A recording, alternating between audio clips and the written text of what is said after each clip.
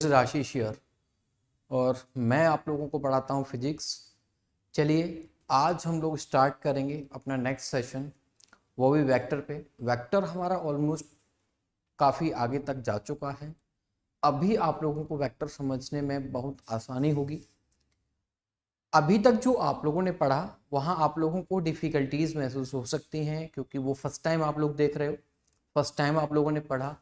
लेकिन जैसे जैसे आप लोग वेक्टर के साथ यूज टू हो जाओगे तो आप लोगों को मज़ा भी आने लगेगा और क्वेश्चंस बनने लगेंगे। ठीक है, अभी मैं केवल आप लोगों के कॉन्सेप्ट को क्लियर कर रहा हूँ, कॉन्सेप्ट डेवलप कर रहा हूँ।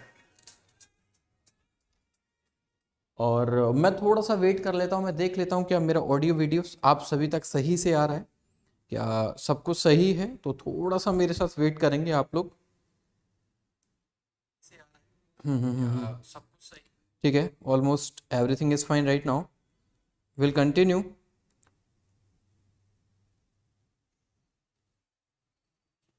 Very good evening to all of you. चलिए चलो स्टार्ट करेंगे सेशन। और लास्ट सेशन आई होप आप सभी को याद होगा, मैंने इस क्वेश्चन के साथ एंड किया था। एक ऐसा क्वेश्चन दे रखा था जहां पर एक वेक्टर कुछ ऐसे दे रखा था हॉरिजॉन्टल के साथ, तो दूसरा वेक्टर कुछ ऐसे दे रखा था। ठीक है, दिस इज द कोई F1 वेक्टर था, this is the F2 vector था। इसका एंगल जो है 37 था, इसका एंगल जो है वो 53 था। अब इसके बेसिस पर मैंने आपको ये चीज बताई थी कि हम लोग सबसे पहले ये चेक करते हैं कि कोई भी वेक्टर किस पर ओरिजिन पर लगा है या नहीं लगा। यदि ओरिजिन पर कोई भी वेक्टर लगा है तब आप लोग आगे बढ़ेंगे और अपना प्रोसेस स्टार्ट करेंगे क्वेश्चन को करने का। तो हमेशा याद रखिए, क्वेश्चंस को सॉल्व करना तब स्टार्ट करिए जब वो एक्चुअल में किस पर हो, ओरिजिन पर हो। तो हमने F1 वेक्टर को और F2 वेक्टर को पहले हमने ओरिजिन पर सेट किया और फर्दर उसको सॉल्व करना स्टार्ट किया। फाइनल फिर हमने F1 F2 दोनों को निकाला कि किस तरीके से हम वेक्टर्स को लिख सकते हैं। ठीक है, मैं उम्मीद करता हूं यहां तक आप लोगों को कोई भी क्वेश्चन या क्वेरी नहीं होगा। ठीक है, यहां तक मुझे उम्मीद है आप लोगों को कोई भी दिक्कत नहीं होगा। देखिए भाई, बहुत सारे बच्चे क्वेश्चन पूछ रहे हैं सर काइनेमेटिक्स कब स्टार्ट होगा, काइनेमेटिक कब स्टार्ट होगा। अरे भाई मुझे एक बात बताओ, जब वेक्टर खत्म होगा तो काइनेमेटिक स्टार्ट होगा। बड़ा सिंपल सा कॉन्सेप्ट है यार। जब वेक्टर अभी खत्म ही नहीं हुआ तो काइनेमेटिक कब स्टार्ट करेंगे? ये इस क्वेश्चन का जवाब ना तो मैं दे सकता ना आप दे सकते हो। अरे यार सिंपल फंडा है कि पहले वेक्टर खत्म होगा उसके बाद काइनेमेटिक स्टार्ट होगा। हाँ, ऐसा तो है नहीं कि वेक्टर को हम पीछे बीच में ड्रॉप करेंगे और वेक्टर तुम्हें पढ़ाएंगे नहीं, तुम्हें काइनेमेटिक्स ले जाएंगे और जब काइनेमेटिक्स पढ़ोगे डायनामिक्स पढ़ोगे वहां जब वेक्टर आएगा तब हमसे बोलेंगे वेक्टर पढ़ के आना, वेक्टर हमने कराया नहीं तो फिर क्या होगा? अरे भाई थोड़ा सा लॉजिकली सोच लिया करो कि जो चीज़ें आपसे पहले हमें पता ना कि हमें क्या और किस तरीके से लेके चल रहे हैं। ठीक है ना, तो थोड़ा पेशेंस रखिए, सारी चीज़ें होंगी।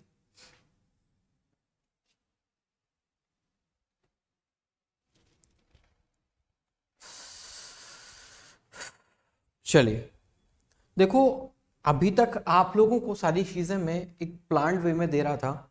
अब थोड़ा सा क्वेश्चन को हम लोग ट्विस्ट करते हैं।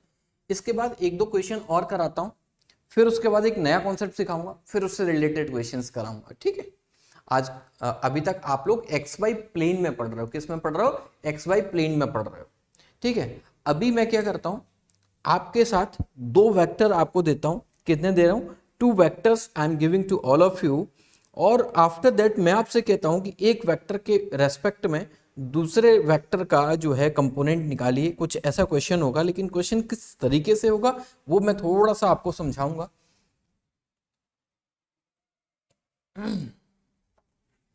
चलिए अब देखो, मानकर चलिए आपके पास दो वेक्टर दे रखे हैं। कितने वेक्टर दे रखे हैं बेटा? 2 वेक्टर्स दे रखे हैं।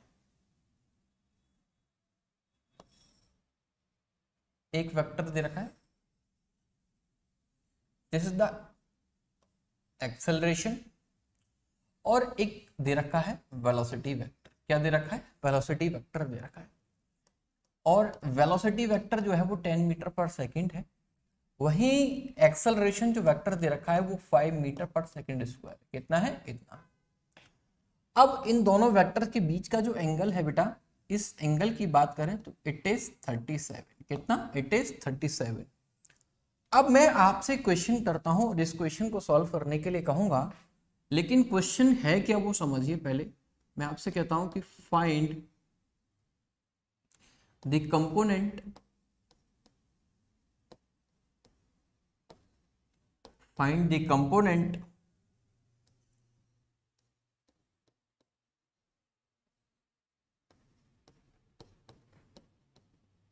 acceleration along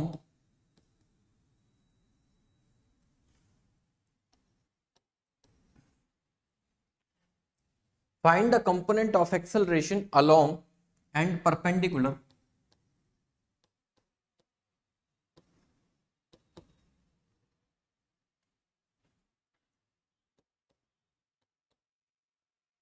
to the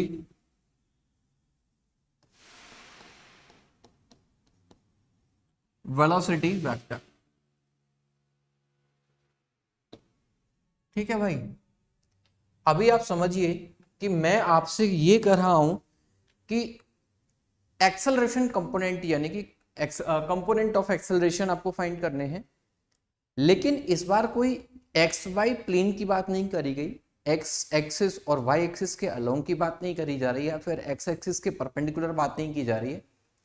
इस बार भी बात की जा रही है कि आपको जो एक्सेलरेशन के जो कंपोनेंट निकालने हैं वो एक तो अलोंग द वेलोसिटी निकालने हैं और दूसरा परपेंडिकुलर टू द वेलोसिटी निकालने हैं। ठीक है, इस पॉइंट को थोड़ा सा समझने की कोशिश करेंगे और आगे मूव करते हैं कुछ ऐसे। मानकर चलिए अब देखो, अब आपको थोड़ा सा मैं समय देता हूं कि 30 सेकेंड्स एटलीस्ट आप इस क्वेश्चन को सोच पाओ। ठीक है ना, इससे ज्यादा टाइम मैं नहीं दूंगा, बस 30 सेकेंड्स आप लोगों के पास है, क्वेश्चन को सोचिए और करिए।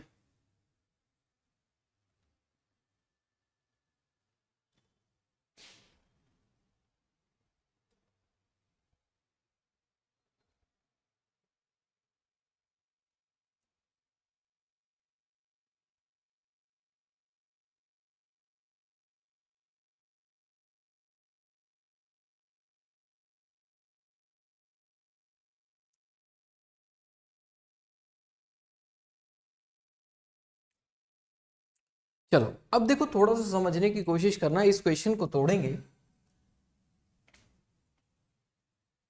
पहला पॉइंट तो ये है, क्या हमने ऐसा मान रखा है कि हमेशा ये एक्स होगा और ये वाला वाई होगा?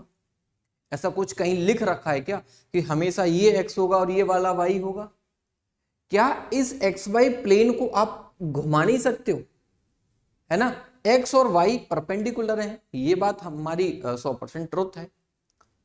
तो क्या आप इसको एक्स एक्सिस और इसको ऐसे करके वाई एक्सिस नहीं बना सकते? सर बना सकते हैं, ऐसा हमने सोचा नहीं, लेकिन आज के बाद हम सोचने लगेंगे ऐसे। अब ये क्या है, मानकर चलिए ये एक्स और इसके परपेंडिकुलरली ऐसा। अब देखो, इसको मैंने क्या बना दिया, वाई बना दिया, और इसको क्या बना दिया बेटा मैंने, इसको बना दिया मैंने एक्स एक्सिस। क्या बना दिया, एक्स। सर इतना अगर हमें पता होता तो हम पहले ही कर लेते। अब जो वेलोसिटी वेक्टर है, अब देखो क्यों निकाला, क्योंकि वेलोसिटी वेक्टर के अलोंग और परपेंडिकुलर की बात कर रहा है। अब देखो किस वेक्टर की बात कर रहा है, इस वाले वेक्टर की बात कर रहा है। कौन से की, एक्सेलरेशन वेक्टर की बात कर रहा है। तो अब ये वाई एक्सिस है और ये हमारी एक्स एक्सिस है, अब निकालना आसान हो जाएगा आप लोगों के लिए।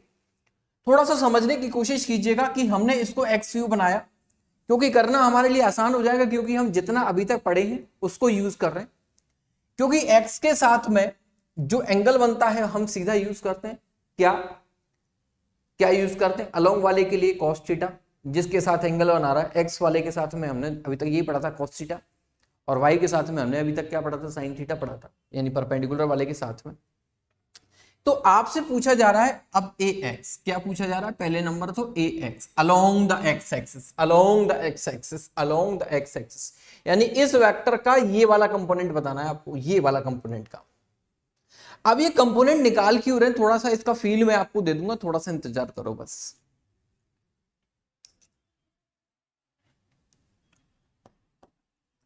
ए एक्स, अब ए एक्स की बात करें तो this is the A and cos theta होता है ना, ए ऑफ एक्स, ए कितना है 5, कॉस थीटा कितना है 37, कॉस थीटा कितना है बेटा 37, कॉस कितना है 37, 5 मल्टीप्लाइड बाई 37 की वैल्यू होती है 4/5, याद है ना 37 4, इसके साथ सामने 3 और ये बेस क्या होगा 4 होगा, इट इज 4, इट इज 4, यानी ए ऑफ एक्स कितना आ गया आपका 4 आ गया, यानी अलोंग वाला आ गया, अलोंग द एक्स एक्सिस। अब परपेंडिकुलर की बात करें तो ये वाला वाई एक्सिस पर निकालना है, अब आपको क्या निकालना है वाई एक्सिस पर। अब ये ऊपर नहीं है, अब ये नीचे की साइड है भाई, क्या है ये नीचे की साइड है। अब नीचे की साइड है तो आपको क्या करना है ए वाई निकालना है। अब ए वाई में ए साइन थीटा लगाओगे, ए कितना है 5 और sine 37, 5 multiplied by 3/5, it is 3, it is 3। अब इसको एक वेक्टर के फॉर्म में लिखना चाहते हो, इसको ए एक्सेलरेशन वेक्टर को वेक्टर फॉर्म में लिखना चाहते हो तो कैसे लिख सकते हो बेटा,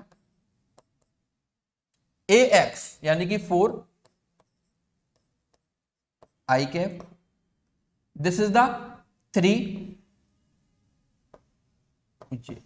अभी आप बोलोगे सर ये आपने माइनस क्यों लगाया, अरे भाई थोड़ा सा सोचने की जरूरत है कि ये पॉजिटिव ऊपर पॉजिटिव, वाई नीचे किया जाएगा नेगेटिव, तो ये कौन से क्वाड्रेंट में है आपको समझना पड़ेगा, ये फोर्थ क्वाड्रेंट में। फोर्थ क्वाड्रेंट में आप लोग कोऑर्डिनेट निकालना भी सिखाया था, तो मैंने क्या होता था एक्स की वैल्यू पॉजिटिव होती थी, वाई की वैल्यू नेगेटिव होती थी, तो उसी के बेसिस पर आप लोग क्या ये नहीं देख रहे हो ये कंपोनेंट जो ये वाला जो वेक्टर है ये वाई पर डाउनवर्ड है, एक्स हमने निकाला पॉजिटिव, निकाला पॉजिटिव क्योंकि मैग्नीट्यूड कभी भी नेगेटिव नहीं होता, ये मैंने आपको सिखाया। तो क्या आप लोग इसको कंप्लीटली विजुअलाइज कर पाए, यस और नो? अगर कर पाए तो यस बोलो यार, नहीं समझ में आया तो बताओ फिर आगे।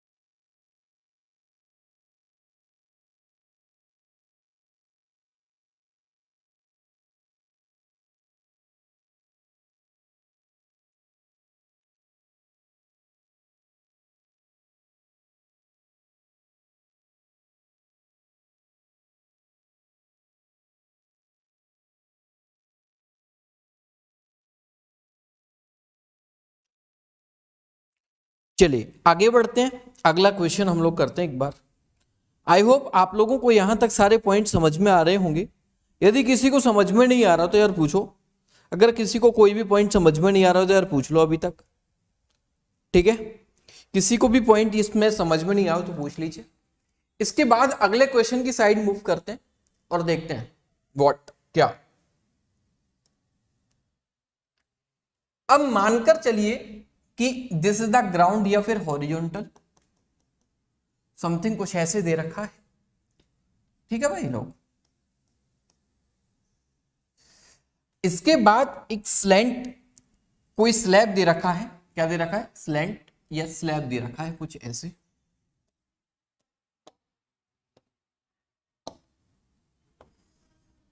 ऐसे दे रखा है। मानकर चलिए इस पर कोई ब्लॉक है, that is block is M, यानी कि यहां एक 5 kg का ब्लॉक है, मानकर चलिए कितने का 5 kg का है। अब ये जो नॉर्मल सरफेस के साथ में जो एंगल बना रहा है दैट इज 37, दैट इज 37। अब 37 है, इसके बाद अगर हम इसके ऊपर ग्रेविटेशनल फोर्स की बात करें, किसकी ग्रेविटेशनल फोर्स की बात करें, तो ग्रेविटेशनल फोर्स कितना होगा इसके लिए,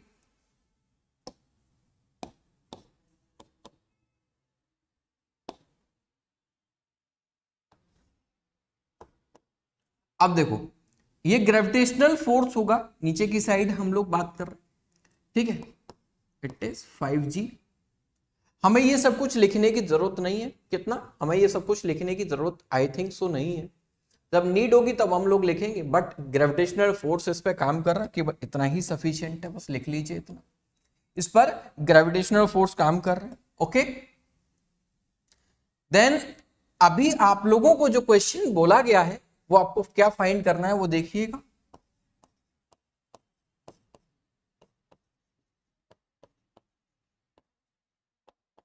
find component of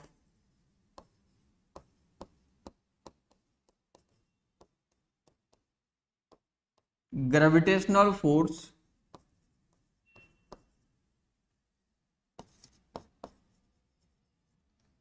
along and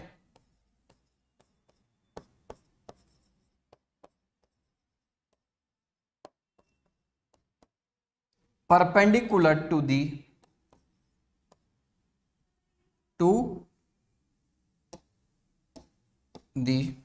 inclined plane।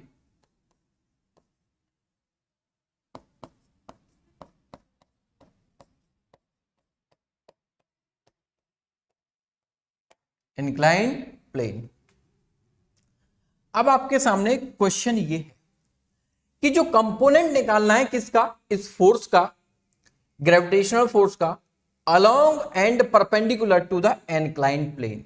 Inclined जो प्लेन है ना, इंक्लाइंड जो प्लेन है, एक तो इसके अलोंग निकालना है, दूसरे इसके परपेंडिकुलर निकालना है। अब इस पॉइंट को थोड़ा समझने की जरूरत तो आप लोगों को पड़ेगी। अब कैसे पड़ेगी वो थोड़ा समझना बेटा, है ना। एक तो अलोंग वाले की बात करें तो अलोंग वाला कंपोनेंट तो ये हो गया, और परपेंडिकुलर कौन सा हो जाएगा भाई, इसके सामने, इसके साथ परपेंडिकुलर कौन सा होगा,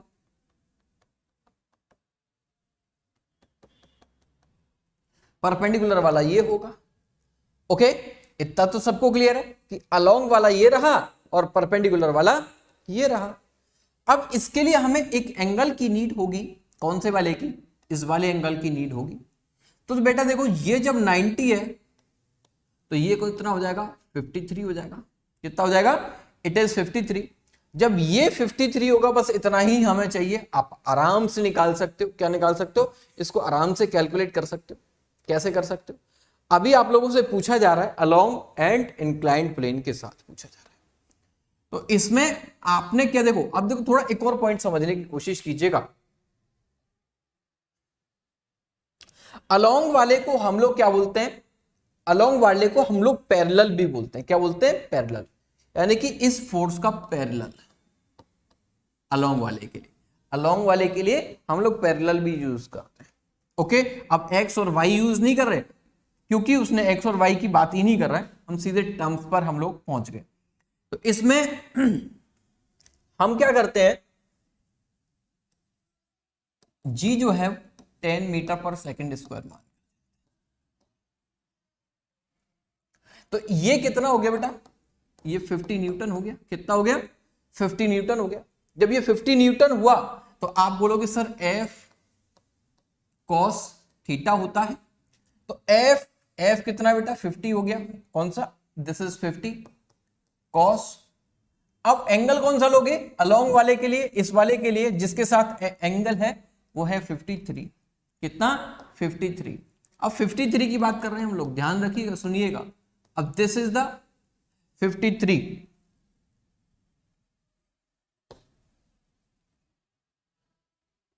अब देखो 53 के सामने वाला, 53 के सामने वाला 4, that's why we will take 3/5। 5 से 5 कैंसिल, इट विल 30। ओके, इसके बाद हम दूसरे एक और की बात करते हैं, that is perpendicular. That is perpendicular. Perpendicular कौन सा, अब देखो ये वाला है तो इस इंक्लाइंड प्लेन के परपेंडिकुलर ये वाला कंपोनेंट होगा। कौन सा वाला, ये वाला, यस और नो। तो जब ये वाला होगा तो एंगल हम लोग क्या देख रहे हैं भाई, एंगल हम लोग कौन सा देख रहे हैं, एंगल हम देख रहे हैं 53। तो then F sine theta, it is 50 sine 53, it is 50 4/5 that is, ये दोनों की दोनों कंपोनेंट्स निकल के आ गए। किसी को कोई कंफ्यूजन है then you can ask, otherwise we are moving further.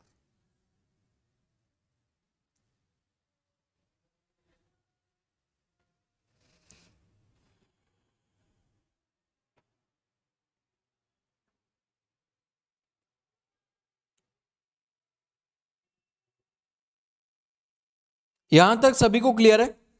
किसी को कोई क्वेश्चन?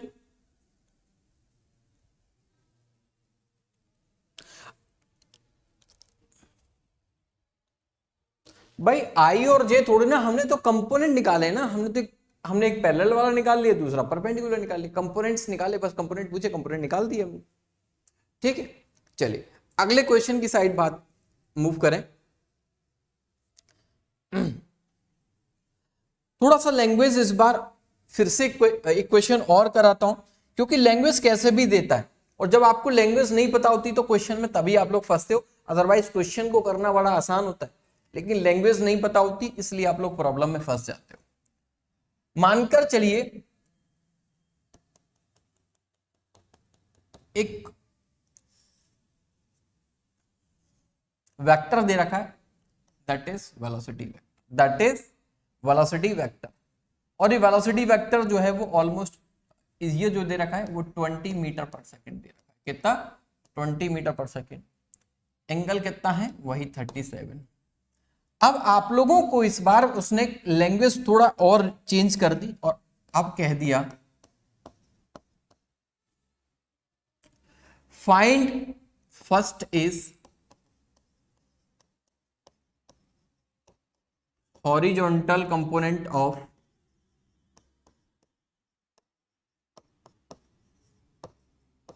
दिस,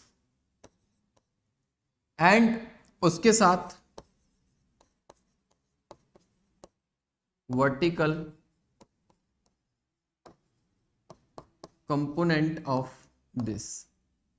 एक वर्टिकल की बात कर रहे हैं और दूसरा हॉरिजॉन्टल की बात कर रहे हैं। किसकी बात कर रहे हैं? एक तो हॉरिजॉन्टल की और दूसरा वर्टिकल की।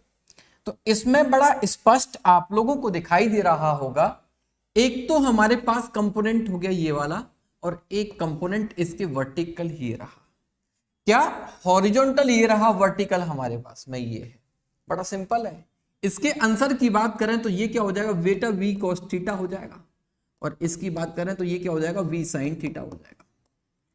अब इसको दो तरीके से निकाल सकते, जब ये हमें साइन की जगह कॉस, इसमें भी हमें साइन की जगह कॉस यूज करना है, तो आप एक काम कर सकते हो, ये 37 है तो ये 53 हो जाएगा, और वही फंडा यूज कर सकते हो जो यहां पर आपने कॉस कॉस कॉस को करना है, तो है ना, तो वो पॉइंट भी यूज कर सकते हो, उसमें भी कोई बड़ी बात नहीं है। Then cos theta cos 37,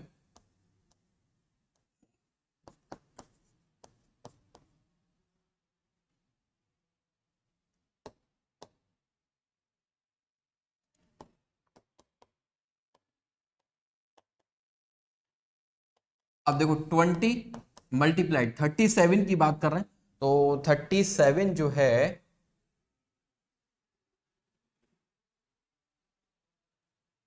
4/5, it is 16 and it is 20, 37 3/5, it will be 12, it will be 12. Okay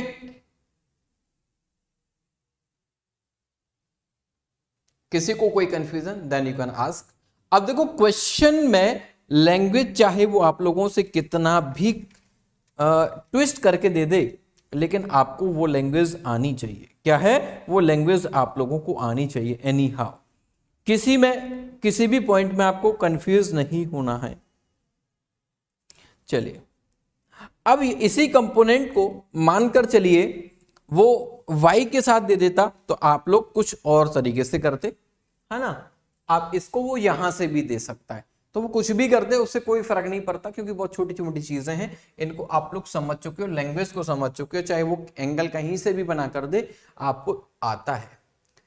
अब हम लोग नेक्स्ट पॉइंट, नेक्स्ट टॉपिक की साइड मूव करते हैं, जिसको कहते हैं अब देखो अभी तक हमने क्या पढ़ा, एक्स और वाई प्लेन में पढ़ा। किस में पढ़ा? एक्स एंड वाई प्लेन में पढ़ा। लेकिन याद होगा मैंने आप लोगों को जब वेक्टर सिखाया था 3D वाला, एक्स वाई जेड वाला, तो मैंने कहा था कि इस कॉर्नर को उस कॉर्नर से ऐड करिए, एक डायगोनली ऐड करिए। तो उस वेक्टर को आप किस तरीके से देखते हो वो आप देखना है, ठीक है ना। उस पॉइंट को आप लोग कैसे देखते हैं और उस टॉपिक को हम किस में कंसीडर करते हैं। जरूरी नहीं है कि वेक्टर जो है वो हमेशा एक्स वाई प्लेन में होगा। यहां पर हम लोग यूज कर रहे हैं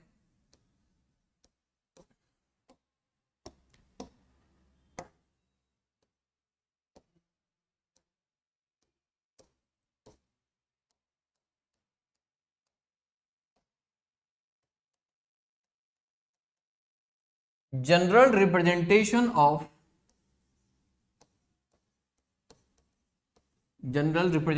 of vector in 3D plane, in 3D plane।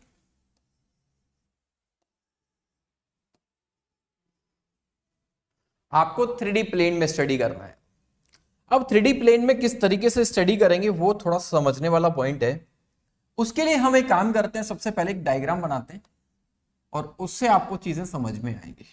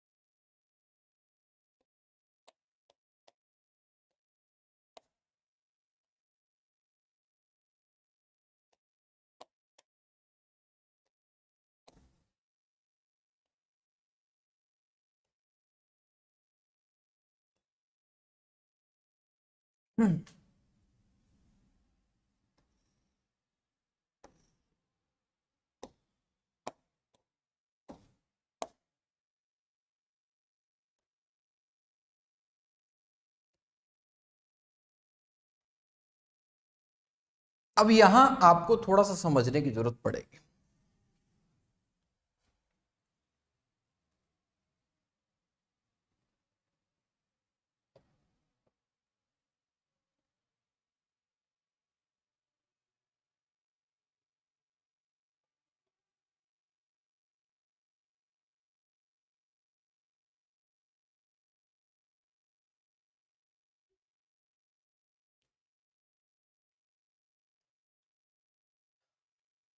ठीक है, चलिए अब थोड़ा समझना बेटा, है ना।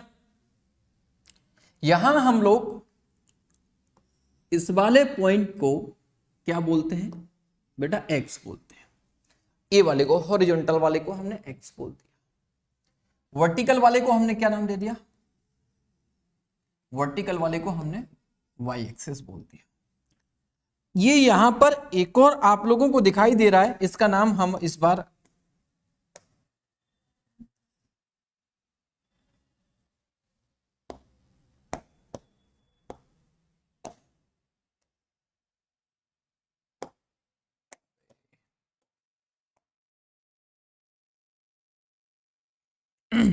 अब इस वाले पॉइंट के लिए बात कर रहे हैं। तो बेटा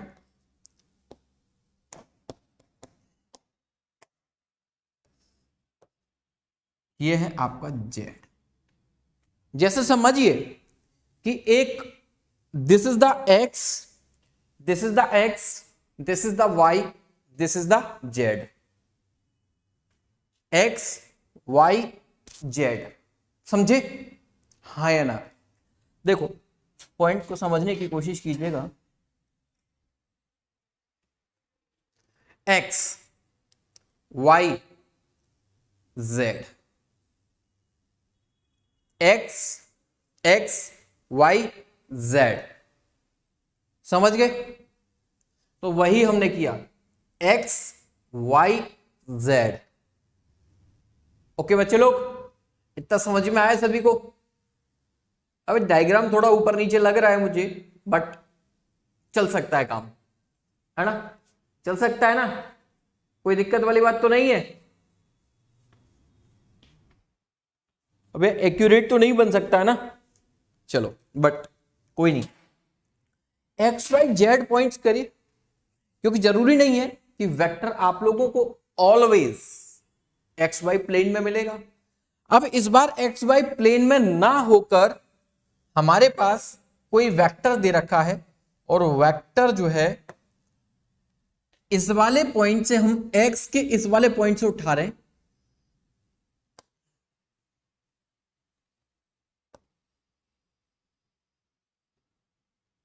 अब वेक्टर मेरे पास ये वाला है, क्या है? वेक्टर मेरे पास ये वाला है।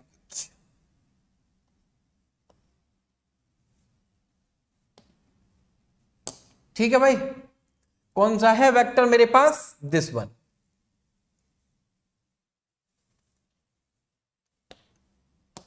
एक मिनट,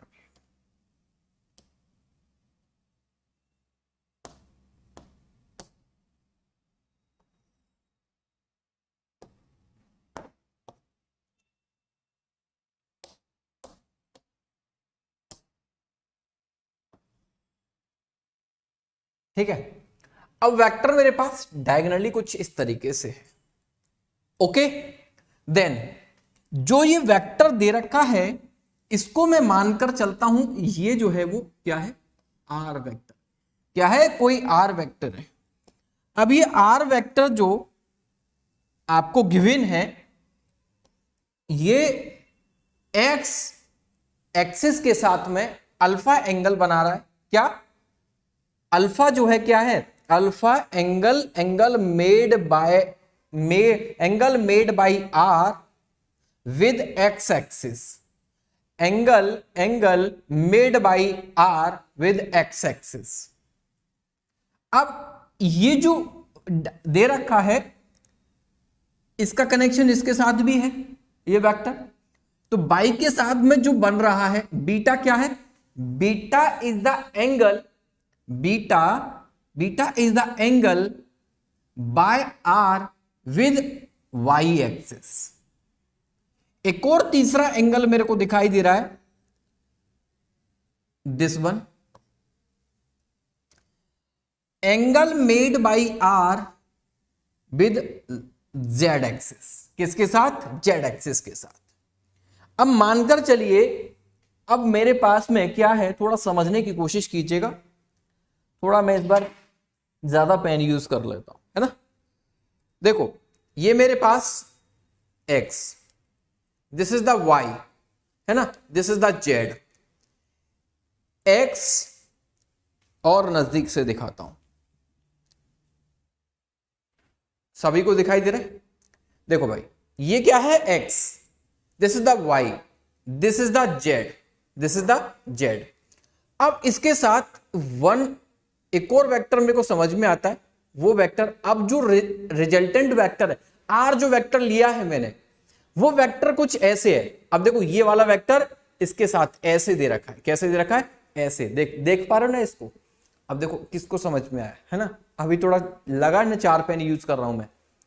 अब देखो, first x y z, x y z. अब ये वेक्टर आर, क्या है? आर। अब ये एंगल किसके साथ में बना रहा है? देखो भाई, ये एंगल एक्स के साथ भी बना रहा है, ये एंगल वाई के साथ भी बना रहा है, और ये एंगल जेड के साथ भी बना रहा है। अब आप बोलोगे सर ये एंगल यहां कैसे बन रहा है? तो आप देखो, जब इसको हम लोग एक्चुअल में क्या होता है, देखो इसका आपको पर्सपेक्टिव नहीं जानना है, आपको ऐसे समझना है कि मान लीजिए मैं यहां से एक लाइट डालता हूं, तो इसकी शैडो एक्स वाई एक्सिस पर मेरे को यहां कहीं ऐसे फील होगी। हाँ, x Y axis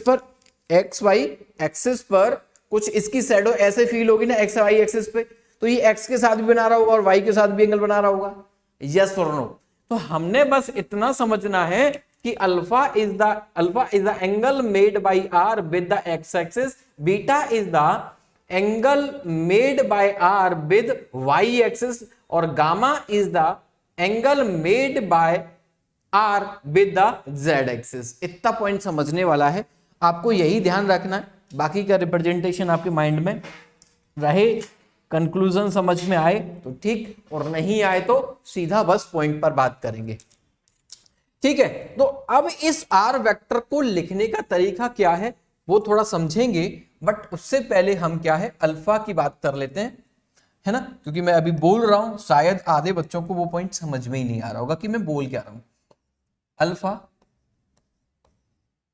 angle made by are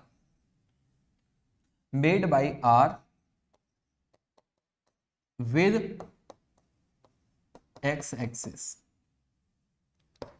beta angle made by r with y axis, gamma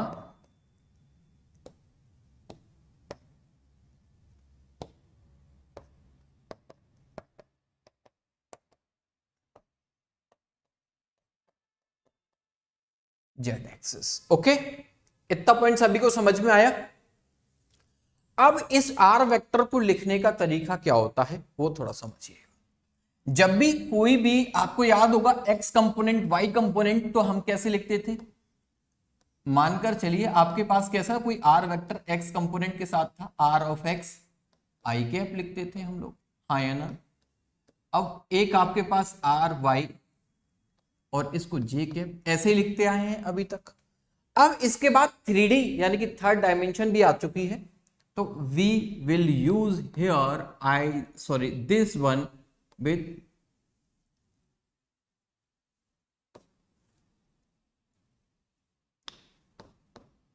के कैप। इतना पॉइंट सभी को याद रहेगा, इतना पॉइंट सभी को याद रहेगा।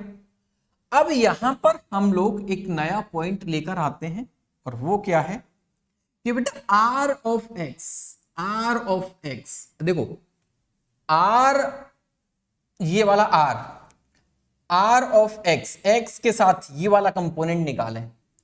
अभी क्या समझना है आपको, आर ऑफ एक्स, ये आर जो है एक्स एक्सिस पर जो कंपोनेंट आपको दिख रहा है, आर जो है वो एक्स एक्सिस पर कंपोनेंट जो दिख रहा है, ये वाला जो कंपोनेंट है, ये वाला जो कंपोनेंट है। अब ये एंगल इस एक्सिस के साथ में, इस एक्सिस के साथ में ये एंगल अल्फा बना हुआ है, तो इस जिसके साथ कंपोनेंट होता है, अभी मैंने क्या सिखाया था यहां पर, एक पॉइंट ध्यान से समझिए कि ये कोई वेक्टर था और ये इसके साथ, इस एक्सिस के साथ में एंगल बना रहा था 37, तो हमने क्या यूज किया, v cos थीटा बना दिया। हमने क्या बना दिया, v cos थीटा बना दिया। तो जिसके साथ में एंगल बन रहा है उसके लिए हमने क्या यूज किया, उसके लिए हमने क्या यूज किया, उसके लिए v cos थीटा यूज किया था। ऐसे ही यहां पर r बना रहा है ना, तो r cos theta, can we use it, yes और नो, बोले तो।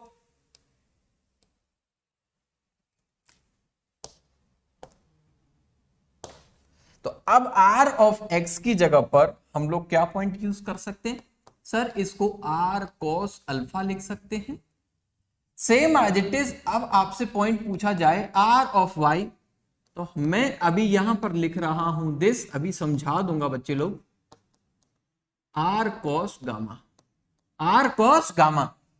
इन 3 पॉइंट के लिखे, देखो पहला अल्फा के साथ, अब देखो ये r जो है y एक्सिस पर देखा जाए तो बीटा एंगल बना रहा है।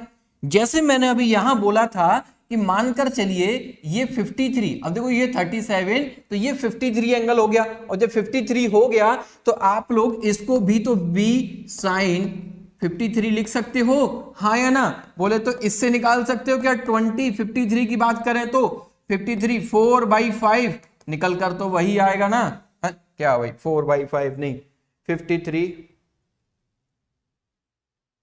अब उल्टा लिख दी,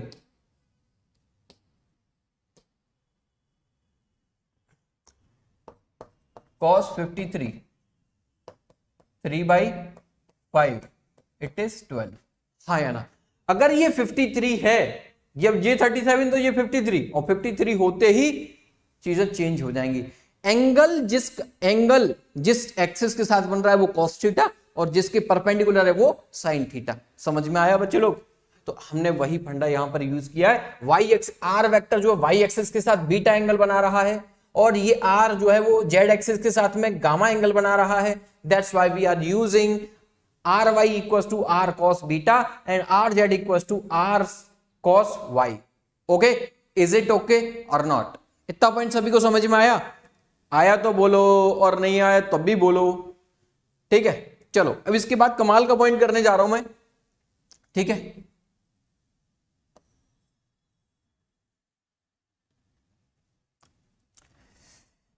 देखो इसकी जगह पर मैं अब क्या से लिख सकता हूं? अब देखो आर वेक्टर है, आर ऑफ एक्स को रिप्लेस कर दूं, आर कॉस अल्फा, ये आई के साथ लिखा। ओके, आर कॉस बीटा जे के साथ में लिख दिया, आर कॉस गामा इसके साथ लिख दिया। ओके, मैंने कुछ नहीं किया, बस r x r y r z components को रिप्लेस करके कुछ ऐसे लिख दिया है। अब क्या आपको एक चीज यहां पर नहीं दिखाई दे रही? देखो मैं इसको नेक्स्ट पेज पर लेकर जाऊं क्या? देखो नेक्स्ट पेज पर लेके जाता हूं क्योंकि इसमें काफी सारे पॉइंट्स मेरे को ऐड करने हैं। मैंने क्या लिखा? आर वेक्टर को r cos alpha i r cos beta j cap r cos gamma k cap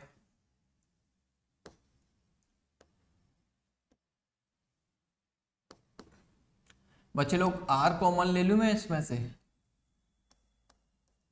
cos alpha I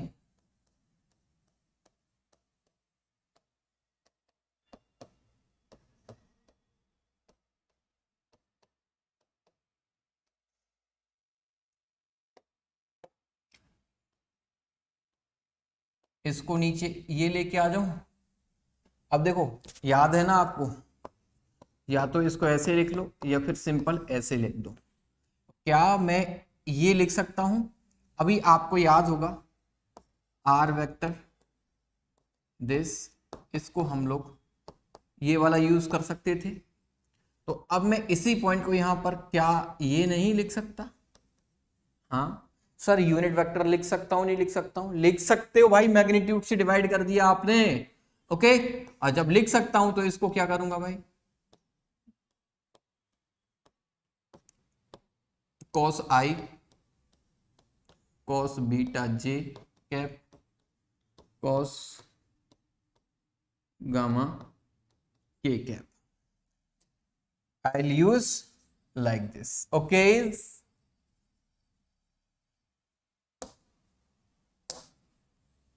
point समझ में आया सभी को? क्लियर हुआ?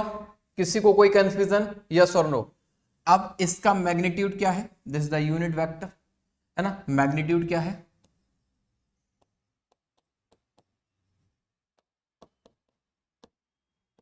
वन।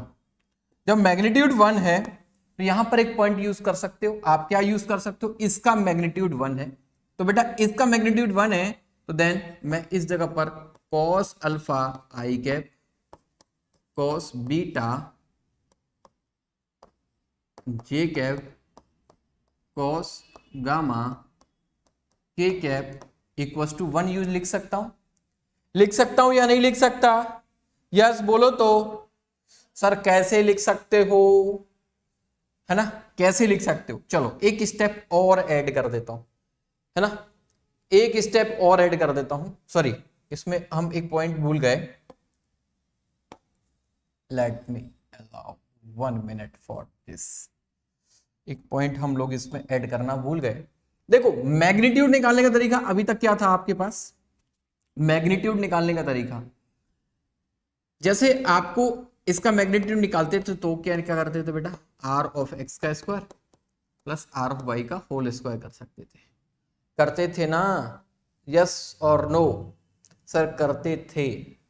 चलिए तो एक काम करते हैं, इसी जगह पर हम एक फंडा यूज कर लेते हैं। व्हाट?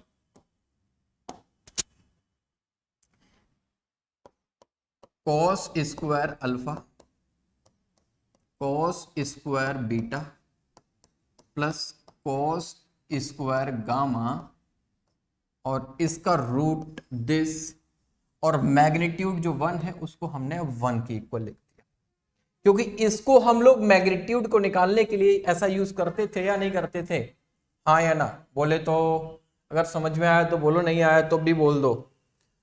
अब इसकी रूट को उठाकर सीधा मैं एक टर्म यूज कर सकता हूं, cos alpha plus cos beta, cos square beta cos square gamma equals to 1 लिख सकता हूं, यस और नो?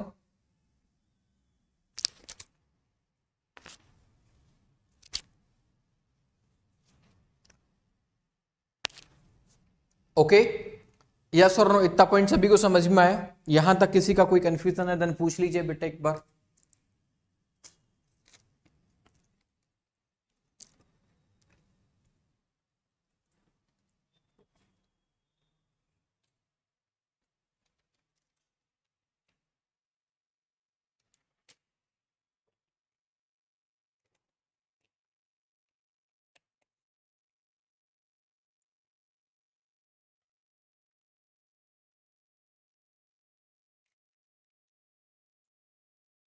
भाई इसका कोई ऑफिशियल नोटिफिकेशन नहीं है ना?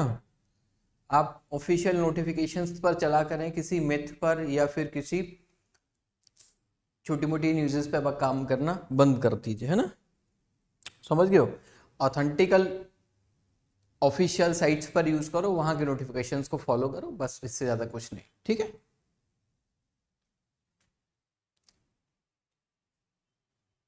हाँ, plus minus 1 equal to use कर सकते हो, कोई दिक्कत वाली बात नहीं है बेटा। अब एक पॉइंट थोड़ा समझने की कोशिश कीजिएगा, यहां पर कॉस अल्फा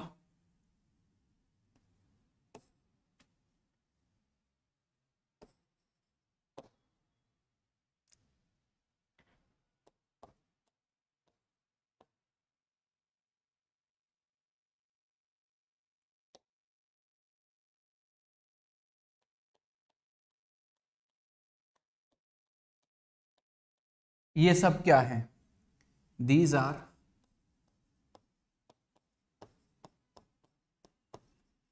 डायरेक्शन क्वेश्चन। इसका फील मैं थोड़ी देर बाद दूंगा, थोड़ी सी देर इंतजार करिएगा। अब इसको इस टर्म्स में कुछ ऐसे ही लिख सकते हैं।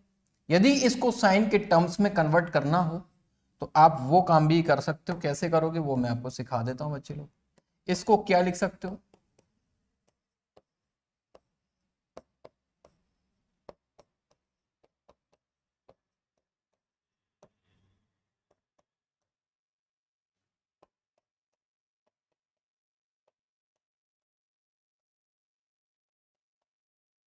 ठीक है, तीनों को ऐड कर लीजिए। Sine square alpha, sine square beta, sine square gamma equals to 2।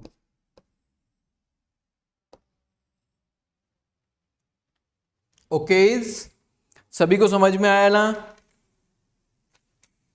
किसी को कोई भी कंफ्यूजन यहां से तो पूछ लीजिए, ठीक है?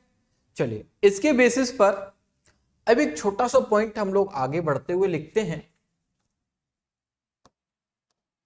जो कुछ अभी तक मैंने पढ़ाया वो सब कुछ याद है ना? ऐसा तो नहीं सब ऊपर ऊपर निकल गया हो। देखिए, मैंने एक आर वेक्टर दिया और इसके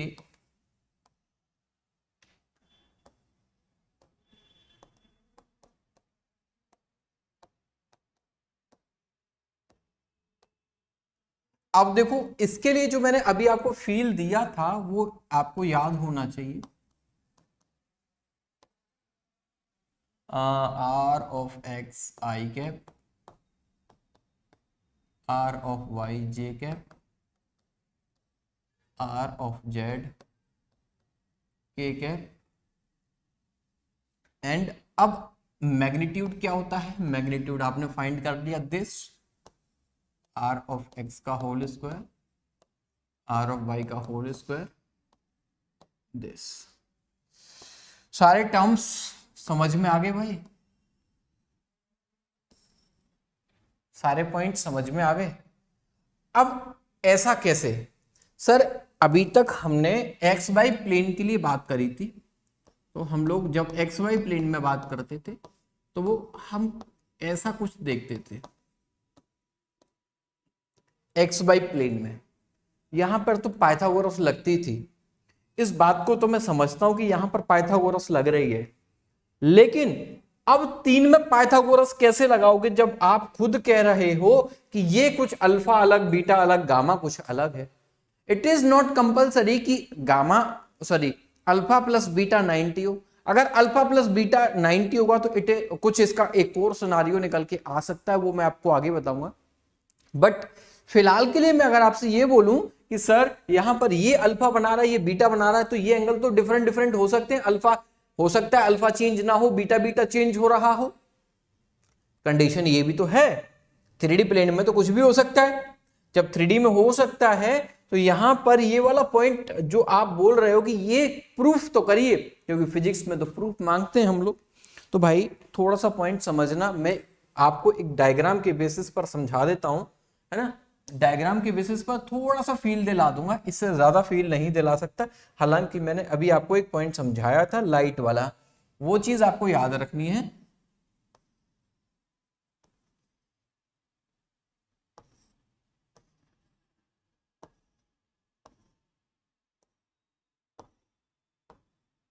ठीक है, इसके बाद ये वाला दे रखा है। जब इस पर मैंने बोला आपको लाइट, देखो ये x और ये वाला y, तो इसका जो एंगल है ना, क्योंकि वेक्टर में पैरेलल शिफ्टिंग अलाउड होती है, तो पैरेलल शिफ्टिंग जब अलाउड है तो इसको आप लोग ऐसे भी लिख सकते हो। अब ऐसे लिख सकते हो तो दिस इज द x और दिस इज द y, ये वाला x this is the y, तो यहां पर हमारा ये क्या हो गया, इसका मैग्नीट्यूड r ऑफ x का whole square plus r of y का होल स्क्वायर। अब ये तीसरी साइड हो गई r ऑफ z वाली, क्या हो गई r ऑफ z वाली। अब ये तीसरी साइड जो है वो ये z वाली है। अब यहां पर फिर से अब ये दोनों क्या होंगे बेटा, ये दोनों 90 होंगे। जब ये दोनों 90 होंगे तो फिर अगेन पाइथागोरस लग जाएगी। क्या लग जाएगी, 2 बार पाइथागोरस यूज हो गई, एक बार यहां पर दूसरी बार इस जगह पर। ओके, समझ में आया नहीं आया, बस इतना ही समझना है इसमें, इससे ज्यादा नहीं समझना।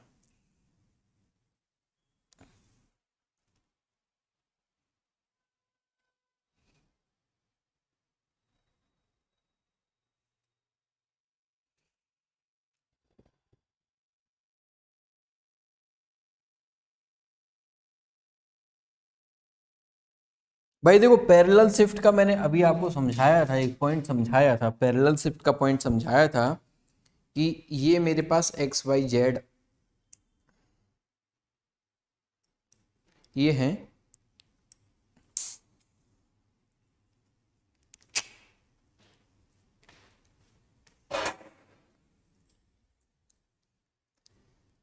एक्स वाई और जेड।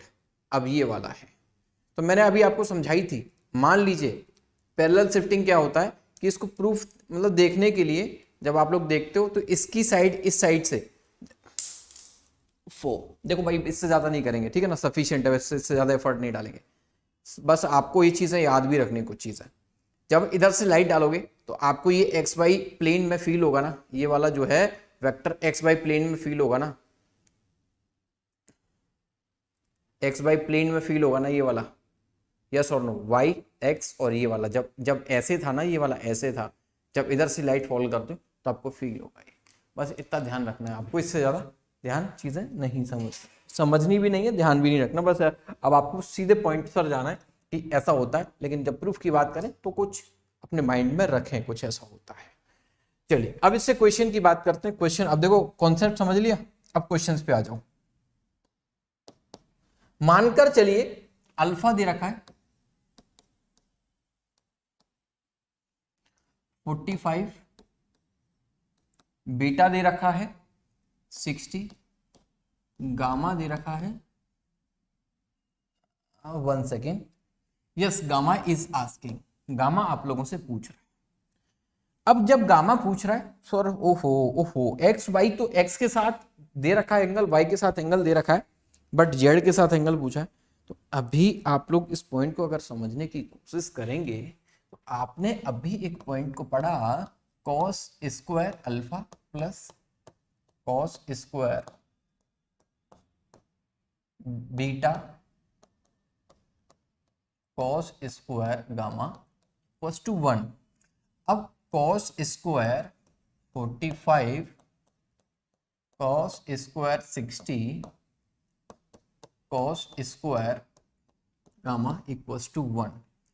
45 की वैल्यू बात करें तो दिस इज द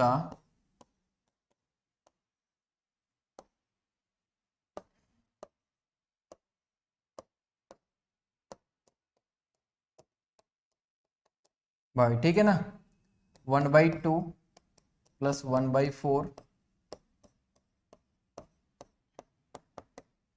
ओके, समझे या नहीं समझे? ठीक, अब देखो कॉस स्क्वायर गामा और ये 1, अब इधर 4 टू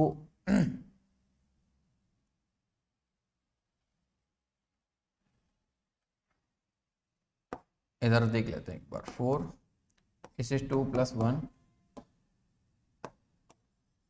जब ये इधर जाएगा तो 1 - 3/4 और इट इज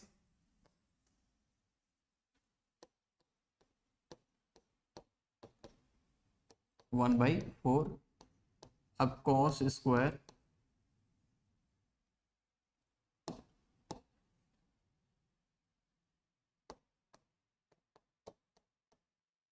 गामा। अब आप कहोगे सर इनकम्प्लीट है अभी ये, इसको कंप्लीट करिए। कैसे सर? जब रूट को हम लोग हटाएंगे तो प्लस माइनस दोनों ही टर्म्स आएंगे। क्या आएंगे? ये दोनों ही टर्म्स आएंगे। Taking positive cos gamma equals to this, और यहां से गामा की वैल्यू आ जाएगी 60। कितनी? 60। Taking negative then cos gamma की वैल्यू आ जाएगी दिस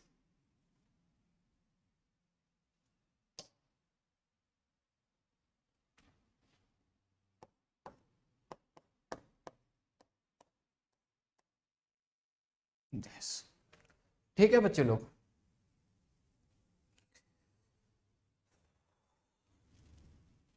तो ये पॉइंट्स आप लोगों को ध्यान में रखने हैं। इसके बाद अगला क्वेश्चन इसी से रिलेटेड,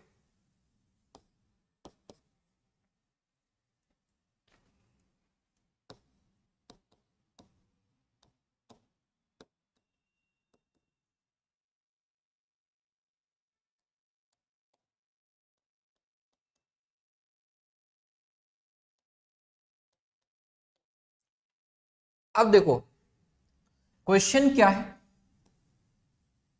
क्वेश्चन इस बार कह रहा है इज इट पॉसिबल, क्या ये पॉसिबल है? देन ये पॉसिबल कब है वो कंडीशन को समझिएगा। देखो पहला पॉइंट, हम क्या करते हैं, आप जानते हो cos square alpha cos square beta cos square gamma equals to 1 होता है। इसमें यदि हम एलएचएस को लेकर चले और आरएचएस आ जाए तब तो ये पॉसिबल है, ये कॉम्बिनेशन, अदरवाइज ये पॉसिबल नहीं है। तो देन हमने क्या किया, एलएचएस को कंसीडर किया। चेक कर लेते हैं। Cos square 30 cos square 60 cos square 45, तो इट इज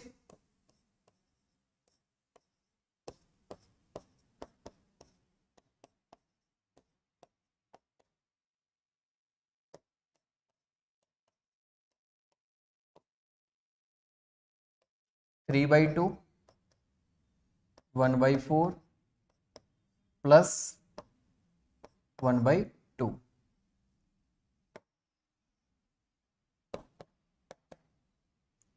अब हम इसमें 4 एलसीएम हमने लिया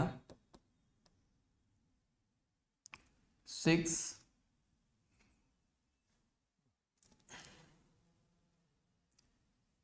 +1 +2 2199/4। देन हम 9/4 एंड ये किसके इक्वल हो गया भाई 3/3। एक सेकेंड, कुछ तो गलत कर रहे हैं। 3 कुछ तो गलत किया।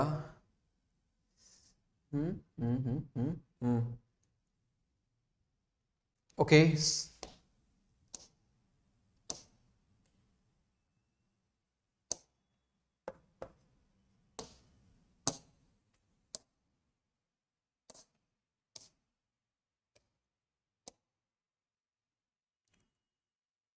It is 3, it is 6।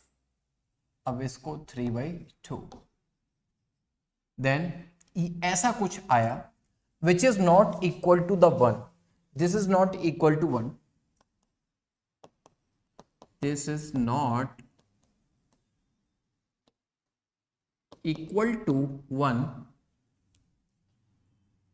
that's why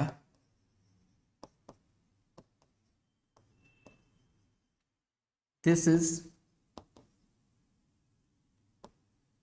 is not possible. Alpha equals to 30, beta equals to 60 and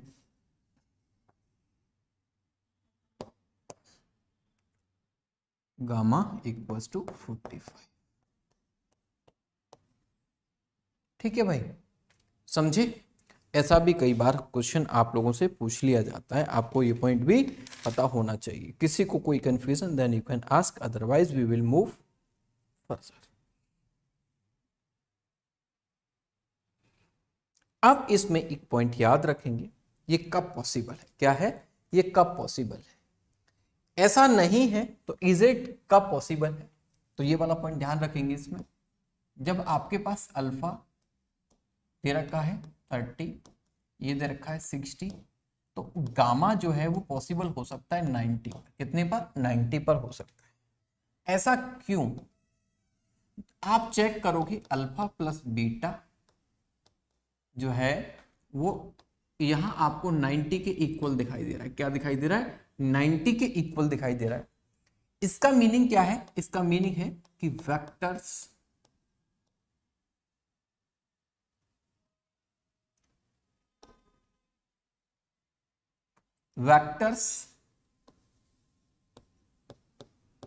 are in X Y plane. किसमें होंगे? Vectors are in X Y plane. किसमें होंगे? एक्स वाई प्लेन में होंगे। ओके, ये point सबको clear हो गया? क्या हो गया? ये पॉइंट सबको क्लियर है कि यहां पर मानकर चलिए मैंने एक एक्स बनाया, यहां पर वाई बनाया, और एक जो वेक्टर दे रखा है वो दे रखा है ये 30 है, ये जो है वो 60 है। जब ये 60 है तो इसके सामने वाला जो होगा, जो जेड वाला होगा, वो कितने पर होगा? वो 45 पर होगा। क्या होगा? जेड जो होगा वो 45 पे होगा। कितने, किससे पे होगा? सॉरी 45 नहीं, 90 पर होगा। किस पे? 90 पर पॉसिबल है, बिल्कुल डिट्टो। अगर एक्स ये वाला एक्स, ये वाला वाई, और कोई वेक्टर ऐसे दे रखा है, मानकर चलिए एक्स वाई ऐसे दे रखा है, तो जेड एक्सिस जो होगा वो बिल्कुल 90 पर होगा। क्या होगा? 90 पर होगा। या तो इधर भी हो सकता है, इधर भी हो सकता है। समझे? क्लियर?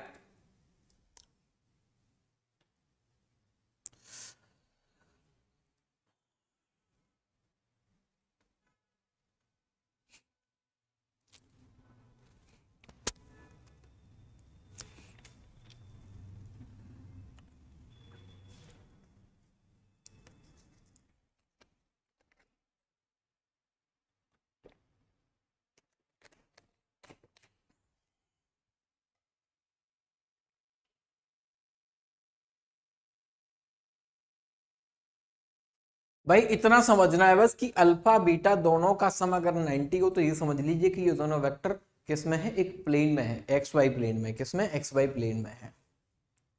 चलिए अगले पॉइंट पर अगला क्वेश्चन देखते हैं। इस बार क्वेश्चन थोड़ा सा आपको चेंज करके दे रखा है।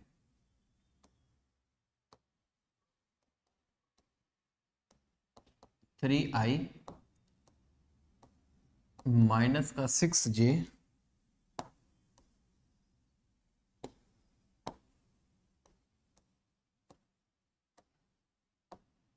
प्लस का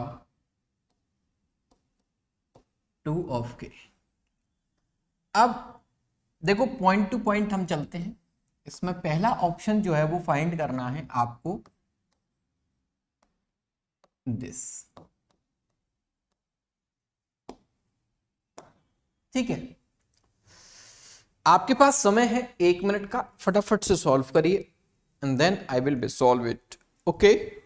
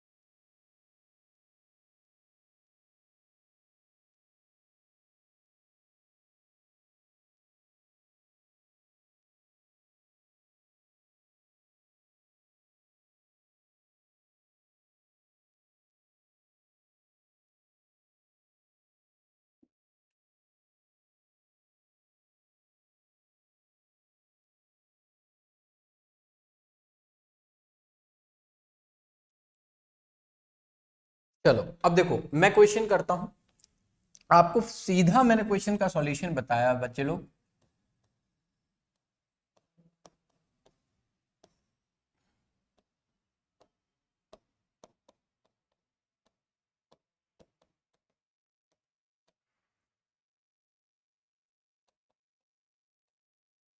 this is the 3 square plus 6 square. अब देखो अब बोलो, आप बोलोगे सर इसको प्लस लेना है माइनस लेना है, तो आप ध्यान से सुनना बेटा। स्क्वायर करो दैट्स बाय सम होना है, उस मतलब पॉजिटिव ही हो जाएगा। आप कुछ भी ले सकते हो, कोई फर्क इससे नहीं पड़ता। बट आपसे अगर पूछा जाए कि आर ऑफ वाई कितना, तो आप बोलोगे -6। इतना ध्यान रखिए बस। ओके, 36 प्लस का it is 4, it is 49, this is 7, this is 7। आपको इतना जवाब देना। यदि इसमें एक और क्वेश्चन ऐड करता है वो कि आप बताइए इसमें आर कैप, तो आपका जवाब क्या होगा?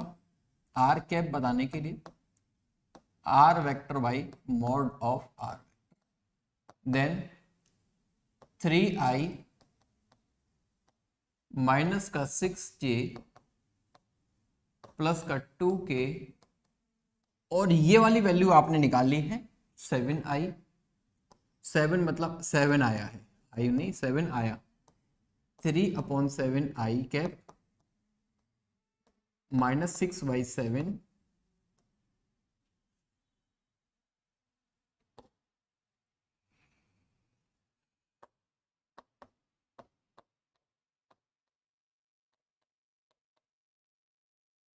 एक और आंसर आपका फाइंड हुआ, वन मोर आंसर। अब आप लोगों को कहता है इसी क्वेश्चन में और थोड़ा सा आप लोगों को आगे बढ़ाता है, और इस बार वो कह रहा है इसी क्वेश्चन में कि आप निकालिए आर ऑफ एक्स आप निकालिए आर ऑफ वाई, आप निकालिए आर ऑफ जेड। तो देखो आप लोग आर ऑफ एक्स कैसे निकालोगे, आर कॉस अल्फा। तो आर कॉस अल्फा पता होना चाहिए आपको, आर कॉस अल्फा पता होना चाहिए, but you know R of X, नहीं नहीं सॉरी, आर ऑफ एक्स तो आपको पता ही है। इसमें थोड़ा और मतलब क्वेश्चन को थोड़ा चेंज करते हैं, ये तो आपको पता ही है, ये तो आप आराम से बोल सकते हो। इस बार आपसे पूछ रहा है अल्फा बीटा एंड गामा, ये फाइंड करिए। तो आप आर ऑफ एक्स कितना दे रखा है बेटा, 3 दे रखा है। आर की वैल्यू कितनी है, 7 है, cos alpha, then alpha equals to cos inverse 3/7। ठीक है, okay, 3/7। Then R of Y, R cos beta, this R, देखो आर ऑफ एक्स कितना दे रखा है, अब आर ऑफ एक्स दे रखा है 6 माइनस का 6, कितना माइनस का 6, इट इज 7 और इट इज कॉस बीटा। तो beta equals to cos inverse, cos inverse minus का 6/7। ठीक है बच्चे लोग, नो नो नो नो, एक second, mod, okay, will take positive only, will take only positive.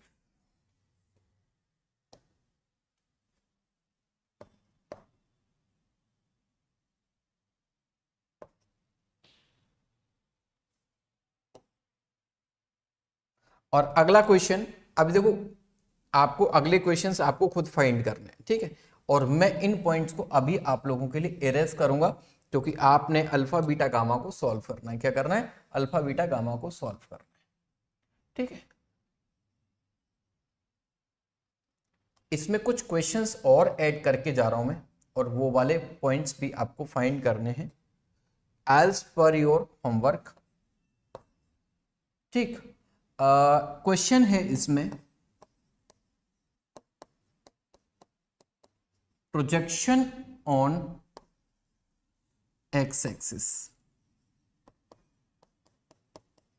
Projection on x axis, ई है projection on y axis and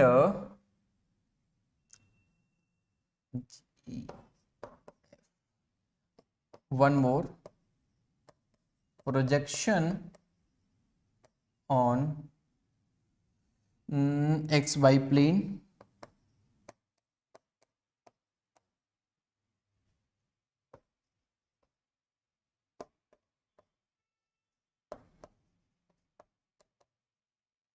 projection on yz plane.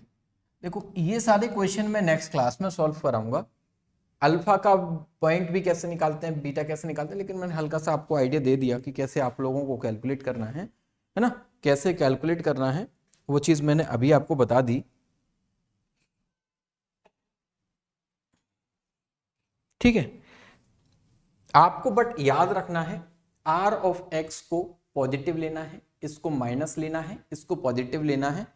तो जब बीटा आप निकालोगे, है ना, तो जब बीटा आप निकालोगे, सॉरी, हाँ yes, cos beta R of Y में, तो ये आपको -6 and R 7 cos beta consider करना है, और कॉस बीटा के सामने फिर आपने वही करना है, कॉस बीटा माइनस का 6/7, ठीक है, -6/7, according to it beta equals to cos, एक सेकेंड, थोड़ा सा मैं आपको हिंट दे दे रहा हूं, क्योंकि आगे आपको चीजें और आसान हो जाएंगी। अब गामा आपको खुद फाइंड करना है। ठीक है, ठीक है बच्चे लोग।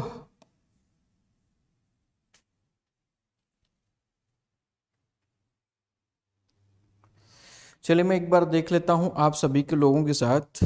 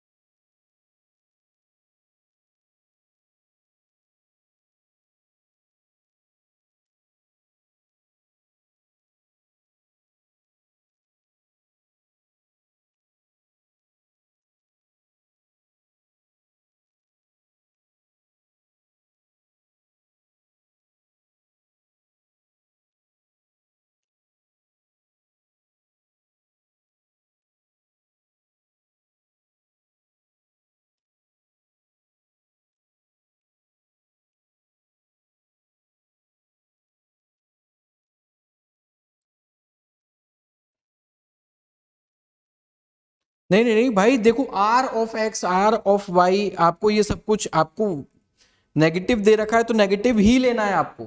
ठीक है ना, मैंने आपको बोला भी था ये वाला पॉइंट कि दिस इज 3 पॉजिटिव लोगे इसको, लेकिन जब पढ़ोगे तो -6 ही पढ़ोगे आर ऑफ वाई। अब यहां पर आर ऑफ वाई है, मैग्नीट्यूड की बात नहीं कर रहे, we are not talking about the magnitude. ठीक है, माइनस का है, दैट्स वो माइनस ही हम उसको पढ़ेंगे। ओके चलिए, ओके चलिए मिलेंगे आप लोगों के साथ अगले सेशन में। तब तक के लिए बहुत बहुत शुक्रिया। इस सेशन को लाइक एंड शेयर करना ना भूलिए। Thank you. Now meet you tomorrow.